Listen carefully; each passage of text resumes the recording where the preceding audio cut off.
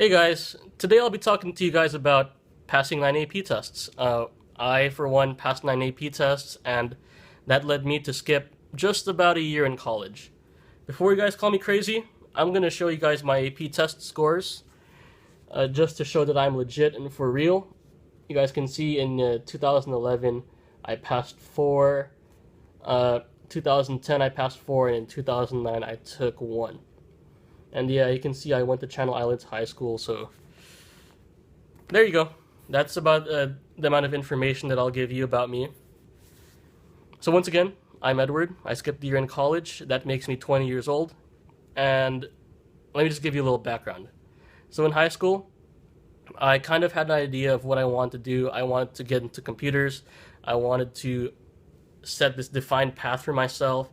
And I decided, hey, why not skip a year? That would be so cool, saving some money and maybe spending a little money, right? Work hard, play hard, right? So that's what I thought. So I dreamed big, and this is what I did. So I believe in investments and getting nice returns. Each AP test is like 86 bucks. You multiply that by 9, that's about like 700 bucks, a little over. But if you're taking a full year in college, that is college tuition, board and lodging, transportation, books, and every other college cost. So you take like less than $1,000 compared to actually taking college, and that's like 20,000, 30,000. Who knows how much you're paying for college unless you actually get there. So skipping a year really made sense. Here's another thing. This College Board AP program, Advanced Placement, it's really sick because I'm living proof that you can pass so many AP tests and skip a year. So definitely that's one thing to keep in mind. Another thing is when you're passing all these AP tests, you really have to consider the scores because 3s, 4s, and 5s, depending on what school you go to, correspond to grades. Like 5 is an A, 4 is a B, and 3 is a C, like Stanford, or UC Berkeley, or UCLA. Some don't even take 3s. So keep that in mind when you're passing all these AP tests. So really consider where you're able to transfer all of this college credit that you're getting. I went to Cal Poly Pomona. They took all of my AP tests. So these 3s, 4s, and 5s, or these 3s and 4s that you saw on my sheet, they were all accepted and they were fine. Let's see. Another thing to think about is when you skip a year, you're able to do everything a year earlier. So at 20 years old, I already flew a plane over 30,000 miles, just traveling around the US, the world, Asia, and that was really an enlightening experience for me, especially at my age, and I really wouldn't have had it any other way. But if you had a year, think about what would you do? Would you travel? Would you go straight to work, get a new car? For me, I decided, hey, why not? Work hard, play hard, right? Here's one thing I want you guys to keep in mind. So when you're choosing your AP test, you want to choose them wisely. So really think about what school you want to go to. Your requirements are key. So like you guys can see, I passed all these AP tests, but one of them didn't really count. So that really sucked. But hey, I learned from that, and that's why I'm making this video, so I can show you guys how to do this. So think about it. Look at the AP guides on all of the colleges' websites that you want to attend, be it UCLA, USC, Stanford, Cal Poly, CSU. Look at their requirements. Do I need a 4 or 5? Do I really want to work hard for the extra 4 and 5? Do I really, if let's say I get 3s, right? Do I really want to take these 3s and then go to UCLA and then all my college credit is gone that I just worked hard and studied my butt off for? Really keep that in mind. In Cal Poly, the requirement was 2 lab sciences.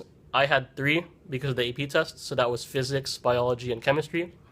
So if you passed 2 AP tests already, 2 lab sciences, consider the fact that you don't really have to take the 3rd because it's not really going to count. Any state or school requirements, I've been asked many times. Well, one, if you take the AP government exam and you're in the state of California, when you get to a school, you have to take this thing called the California Government Test. So really consider whether or not you want to take that test, pass it, and then take another test and pass it after reading a book like this.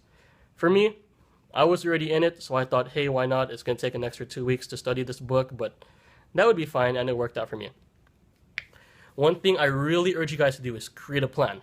Know what classes you want to take. Know what time you want to take it. Know that some classes don't matter and some are extra. Like, there's this thing called AP World History, I believe, and I don't think many colleges take that seriously. So consider the ones that they'll actually take before you actually take those classes and study your butt off and pass, and just to realize that it's not really taken. So consider that. One thing I'd like to say as a disclaimer is this route is not for everyone. Not everyone should take all these AP tests and put yourself in a lot of stress, but some people really like the challenge. I really enjoyed the challenge, and I love the benefits. Another thing is my brother right now, he is taking college courses, like a psychology, right? There's AP psychology, but he's just taking regular community college psychology, and he's double crediting it for high school. So consider that as an option too if you want to skip a year in college. And hey, that's very possible. For him, his tuition's free because he's underage. He's under 18. So consider that too. One thing I like to say to all of you guys is best of luck on your education. For me, I may be out of college, but I'm still learning. For you guys, think about what you really want to do and where you really want to get to, and then just hold on to it. And take the path that you feel like you need to get there. So keep that in mind. And if you guys have any questions at all, feel free to message me, comment me, or even find me on LinkedIn. I'm really approachable, and I'll even respond to you guys.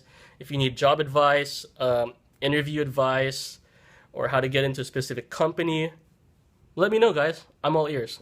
And my LinkedIn profile is linkedin.com/in/ECHUA5. So look me up there, and I'm looking forward to hear from you guys if you have any questions. But other than that, hope you have a great day, night, afternoon, wherever you guys are in the world. And thank you for watching this video. Hope it really helped. That's pretty much all I have to say, guys. Peace out. Bye.